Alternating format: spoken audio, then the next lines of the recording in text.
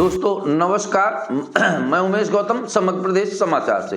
एक पुरानी कहावत है, इस कहावत का जो मैं बताने जा रहा हूँ उससे महत्व है। मैं पहले कहावत बता देता हूँ, फिर बाकी चीज़ें बताऊँगा और सारा विवरण।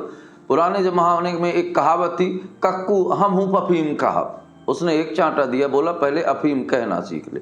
वही हालत वर्तमान के नेताओं की है, क्योंकि ना तो इन्होंने समाज सेवा किया, ना जन सेवा किया, पार्टी के दम पर सत्ता में पहुंच गए हैं और अपने आप को इतना अहंकारी समझ रहे हैं कि इनको क्या कहा जाए। हम कुछ बातें बता रहे हैं। वर्तमान में बरसात का आगाज हो चुका है और बरसात में क्या हालात होते हैं और कैसे होते हैं ये सब कोई जानता है।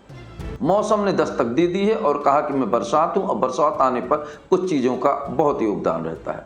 जैसे हम पहले हम बात ग्रामीण से शुरू करते हैं और ग्रामीण से चल के हम शहर तक आएंगे।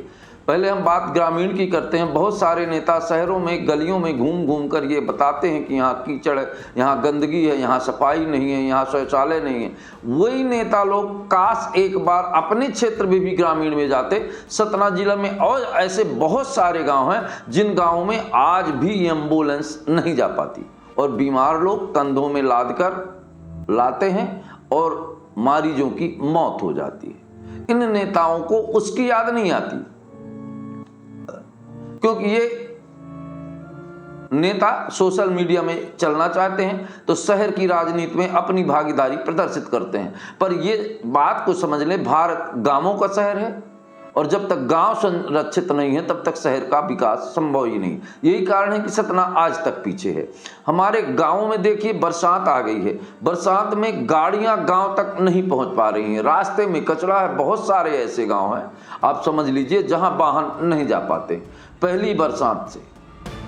दूसरी बात, वहां बिजली की हालत यह है कि बिजली हवा चली नहीं कि बिजली गायब। ट्रांसफार्मरों की हालत आप दिखा दें, मैं कह रहा हूं पूरे गांव के लोग बता दें। ट्रांसफार्मरों की हालत देखें, जैसे दूर से देखने से डर लगता है, पता नहीं चलता कि कहां बनाएं, कहां से क्या करें।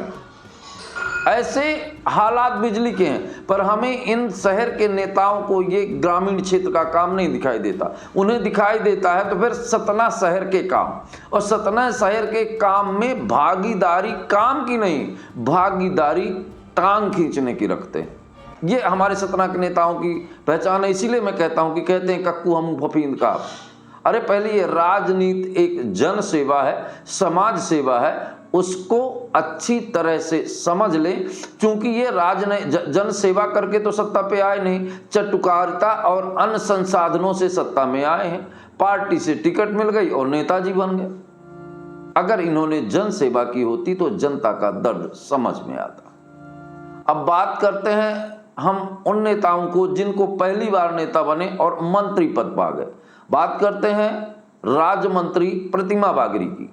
अक्सर ये हॉस्पिटल का दौरा करती हैं, अक्सर शहर के कामों में अपना हाथ बटाती हैं। बहुत अच्छी बात है, करना भी चाहिए। नगर निगम कामों में ये पैनी नजर रखती हैं, पर इनके पास भी आईना नहीं है।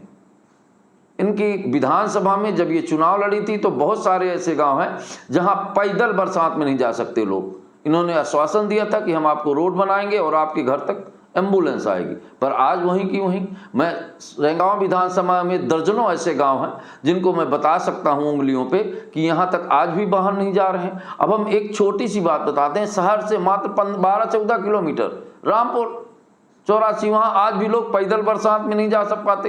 तालाब के आगे देखिए रोड कितनी बुरी हालत है। पर इन जनसेवकों को अपने विधानसभा क्षेत्र की व्यथा नहीं दिखाई देती। विधानसभा क्षेत्र में बिजली की ये हालत है कि शायद ही ऐसा कोई गांव हो जहां ट्रांसफार्मरों की हालत सही हो। मेरा दावा है कि ये जनप्रतिनिधि अपने विधानसभा क्षेत्र में जाके ट्रांसफार्मरों के पास खड़े होके एक तार फंसा लें तो मैं कहूं कि ये जनसेवक है। मैं तो ये सिर्फ ये कहता हूं कि इन्हें पार्टी के द्वारा सत्ता मिल गई है जिसका ये आनंद ले रहे हैं, जैसा वर्तमान सरकारें करती दिखाई दे रही हैं। तो ये शहर की बजाय अपने विधानसभा क्षेत्रों में भी बरसात में विकास देखें। बरसात में कीचड़ में लोग घर नहीं पहुंच पाते, बरसात में पानी गिरता है तो सांप निकलते हैं, तो विधानसभा में रोडों में लाइट नहीं है, हर गांवों में नहीं है। ये क्या करेंगे कि टैंकर बनवा के दें जिनकी कोई उपयोगिता नहीं है, क्योंकि उनमें सूत्रों की माने तो पर्याप्त मात्रा में धनराशि का आहरण किया जा सकता है। पानी के टैंकर, वो भी जून के लास्ट महीने में। अब आप समझ सकते हैं कि इनके पानी का टैंकर देने का आधिपत्य सिर्फ इतना था कि हम अपनी फोटो लगा सकें। पिछले जमाने से पड़े टैंकर धूल खा रहे हैं। उन टैंकरों से कितना गांव में पानी सप्लाई हो जाता है, एक भी गांव के लोगों से ये बात करके, इसको सुनिश्चित करके और एक वीडियो बना के ये नेता मंत्री शेयर कर दें तो मैं मान लूं कि ये नेताओं ने जमीनी हालात पे काम करके ऐसा किया है। अब बात करते हैं सतना के विकास पुरुष सांसद गणेश सिंह की। गणेश सिंह विगत 25 सालों से सतना के सांसद हैं। गणेश जी क्या बता सकते हैं कि इन 25 सालों में ऐसे 25 गांव जहां वाहन नहीं जाते थे और हमने पहुंचाया है, और सतना में ऐसा कोई गांव नहीं है जहां एम्बुलेंस ना जा पाती हो, कोई ऐसा गांव नहीं है जहां बिजली की पर्याप्त व्यवस्था ना हो। हमने ट्रांसफार्मरों को देखा है और बिजली की हालत तो ये है साहब कि बिजली बिल सबसे ज़्यादा, और बिजली की हालत ऐसा है कि कब दगा दे जाए समझ में नहीं आता। पर इन लोगों को इन कामों की रुचि नहीं है, इन्हें रुचि ही नहीं है।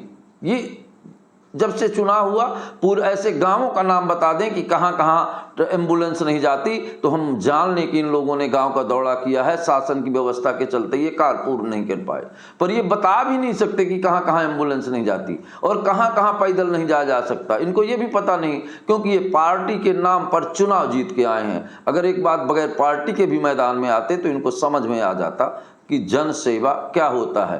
अब पर इनकी निगाहें शहर में जरूर रहेंगी, पर इनकी निगाहें शहर में जो वार्ड में एक सांसद घूमेंगे, पर अपने क्षेत्र के आम जनता जहां बहुत जरूरी है एम्बुलेंस पहुंचना, जैसी बरसात की हालत में ये वहां नहीं जा पाएंगे।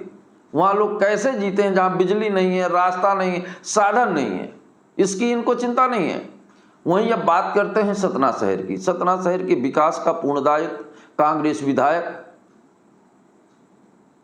सिद्धार्थ कुशवाहा का और महापौर सतना का है।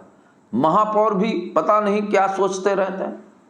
बरसात आने वाली ने उन्हें पूर्ण तैयारियां, नालियों की सफाई, जल भराव घूम घूम के तो देखा जरूर, पर काम नहीं कर पाए। निश्चित तौर पर कुछ बातें हैं जिसे महापौर को काफी सोच समझ के करना चाहिए। ये सतना शहर है और सतना शहर में एक बात बता दें, राजनीति किसी की नहीं है, ये जनता है, सब जानती है। हम अनर्गल बातों से लोगों को बहका जरूर सकते हैं, पर सच्चाई से छुपाया नहीं जा सकता। ये बात सत्य है कि बहुत सारे काम हुए हैं जिन कामों की तारीफ की जा सकती है, जो सतना के लिए एक वरदान जैसे हुए हैं। पर सतना में बरसात आते ही जो शहर की हालत होने वाली है, शायद इस बात से महापौर अनभिज्ञ थे। क्योंकि महापौर का ध्यान गलियों का नाम बदलने में, मोहल्लों का नाम बदलने में, अरे ये बड़े स्तर की बात है। नगर निगम में अगर हर मोहल्ले गलियों का आप नाम बदल रहे हैं तो ये कितने लोग बड़े बड़े दिग्गज लोग हुए हैं। हम कहते हैं ब्राह्मण समाज के राकेश शर्मा जी थे, उनके नाम से मुख्तियारगंज का नाम रख दीजिए।